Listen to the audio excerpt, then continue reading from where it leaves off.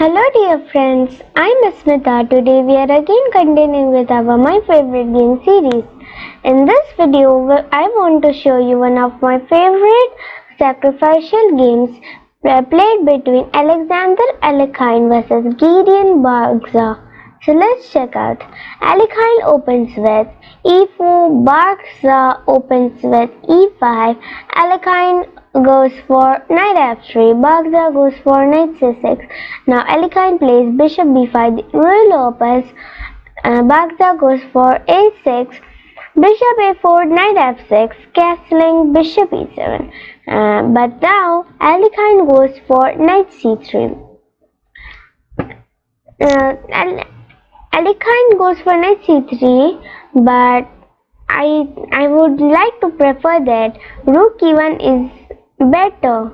In those days, knight c3 was the best move, but in modern days, rook e1 is the best move. Then, after castling, c3, b5, bishop b3, d6, and d4. And this is the original continuation of the RUY LOPEZ. So let's check out what happens after knight c3. Then Bargza goes for b5. Obviously, Alekhine goes for bishop b3, and Bargza goes for d6. And in this position, here comes the correct continuation, that is knight d5. It's the correct continuation correct continuation for black is knight a5, and then black will play c5, the Chigorin variation of the RUY LOPEZ. In this line, white has its disposal no particularly advantageous line. So here Bargza goes for bishop g4 and Alekhine goes for obviously c3. Bargza goes for castling. If black had played knight into e4, here, if knight into e4, then the immediate reply, that is d4, and as in modern days, instead in this position, after castling, as black plays knight e4, likewise, then many grandmasters play the move that is d4 or rook e1. So let's check out what happened in the game. Here, after knight d5, bishop g4, c3 and castling. So after castling, here comes an h3, and a very good move, forcing the bishop to declare its plan at this stage. At this stage is very precise. After bishop h5, white would play d3 without the loss of time. So after h3, here Bargza goes for bishop e6, and here obviously Alekhine goes for d4, and here Bargza played a good move, that is king h8.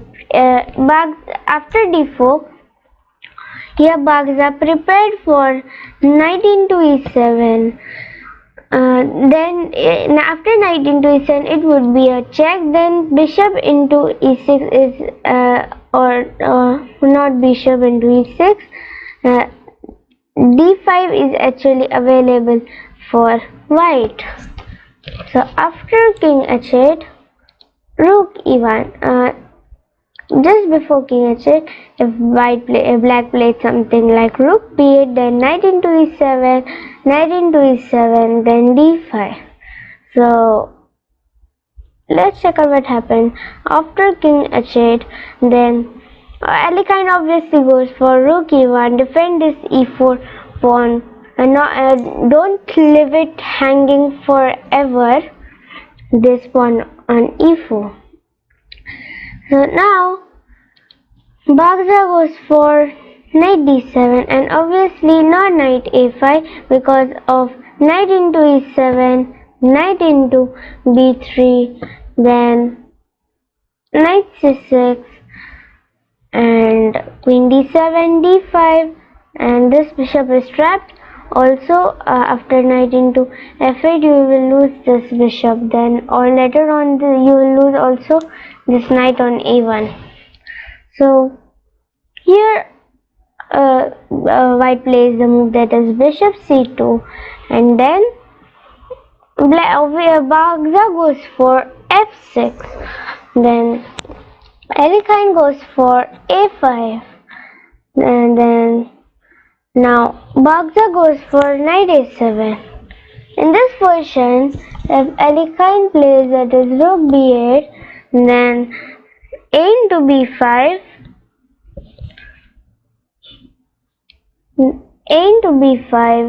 and rook a6, and Alekhine has an advantage. So let's check out what happened in the game. Here, knight a7, then still Alekhine plays the move that is a into b5. Then here a into b5 is the first move, not after a into b5, not knight b5, because after bishop d3 you have to move your knight, and then you lose your a6 pawn. So a into b5, then a into b5. Now still bishop e3 is available because of the threat of knight and d into e4, putting a discovery on the a7 knight and also capturing a pawn. Now Bagza goes for c5, d into c5, d into c5, and in this position Alekhine goes for an excellent move. So I would like to request you, feel free to pause the video and think as white what will you play in this position. This move was similar to a game between Fischer versus Spassky World Championship match. So that Fischer played a rook lift, and even Alekhine played the rook lift in this position, that is rook a6. An excellent move with the threat of queen a1 and also rook into e6. So in this position, bishop into d5 is obviously forced. E into d5, then queen c8, and queen a1, and now queen is a b7. And in this position again, I would like to request you, feel free to pause the video and think as white what will you play in this position.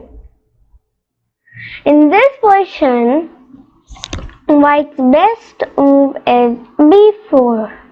It will no longer now possible to avoid d6, etc. like b into c5. By a single move, that is b4, Alekhine created so many threats on the board. And another threat is the discovery on the a7 knight. That this move sounds, that is b4, sounds really great. Rook fb8, d6, bishop d8, and in this position obviously Alekhine goes for b into c5, and now Bagza goes for rook c8, and here Alekhine goes for rook a2. Okay, it's an interesting move. Even in the game of Fischer versus Spassky, as I told before, Fischer played something like rook a6, and also he also made a battery, queen rook battery. I would, if another rook came here on a1, then it would be, I mean after rook a3, queen e2, and then rook a1, that it would be the Alekhine's gun. So let's check out what happened after rook a2, and now Bagza goes for e4. Veritable desperation. In this position, if okay, after rook a2, if black goes for knight into c5, then bishop into c5, rook into c5, and bishop e4, and you got a skewer on your queen and your rook, and then you also lose your knight on a7. Let's say like queen b8, rook, bishop into queen into and rook into a7. So Ali Khan played a trap by playing e4. Before e4 he played rook a2 and set a trap for black. So in this position, after e4, I would like to request you, feel free to pause the video and think as white what will you play in this position, and find out the combination played by Ali Khan in this position. It's a very beautiful combination. It's a 5-move combination, and Ali Khan's pawns on what about Ali Khan's pawn on d6 and c5 later on. This pawn is gonna promote and did you see this? Black has a back rank weakness, and that's what Ali Khan will exploit it. So congratulations to those who got the Ali Khan move in this position. And I would also call it as the Tal move. That is bishop into e4. Congratulations to those who got the combination bishop into e4. You got a skewer on the queen and the rook. So therefore queen into e4 is the first move. And now here comes another discovery move, that is bishop d4.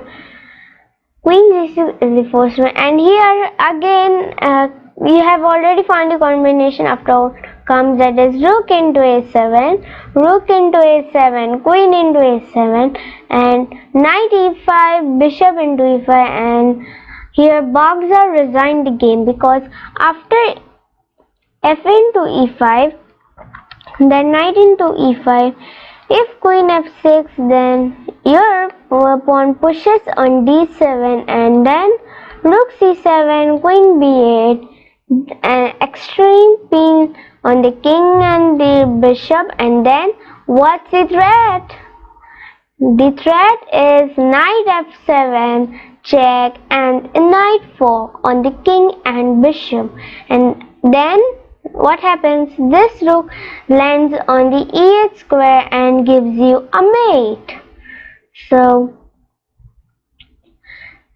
after bishop into e4, queen into e4, bishop d4, if let's say like black plays queen c6, then you will be soon mated on rook e8, knight f8, then rook into f8. You're mated. So I won't play that queen c6. If any other move black plays like queen e5 or queen f5 or queen b7, queen f4, etc., you are still mated on e8. So queen b6 is the only move. Then rook into a7. It's the knight was a free piece. Rook into a7.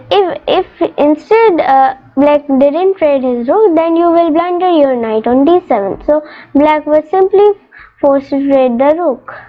Then queen into a7, and in this position Bagza played knight e5. Instead, if black played, let's say like knight f8, then d7, rook c7, then rook e8, h6, and you lose your knight. Instead of h6, if king g8, then queen a2 check. If queen f2, then queen into f7, king into f7, rook into d8, then you are a piece up, and also you will simply promote your pawn on d8. So after queen into a7, f into e5, knight into e5, here black played queen f6. Instead, if he played queen d8, then you simply you fall on double attack of a pawn on d7. So did you see how vital was the d pawn in the game? Instead of queen f6, any other move, let's say like queen f5, then the story would be same. Then d7. This d7 move is almost unstoppable. So after queen f6, d7, rook c7, queen b8, and it's hopeless. King g8, then if after king g8, then knight c6 check. You're giving away your knight. That's also nice. Rook into c6, rook e8 check, king f7, queen into the d8, queen into d8, rook into d8. Then when you move your rook, let's say like rook h8 check or rook f8 check, you simply then promote your d7 pawn and d8 and promote into a queen. So thank you. That's all for this video, and it's an excellent game played by Alekhine, and he made lots of interesting moves that was almost unthinkable, and some unthinkable sacrifices. So thank you. That's all for this video, and if you like my videos, you can also click the like button below the video, and also don't forget to click the subscribe button and the bell icon below the video. Thank you and have a nice day.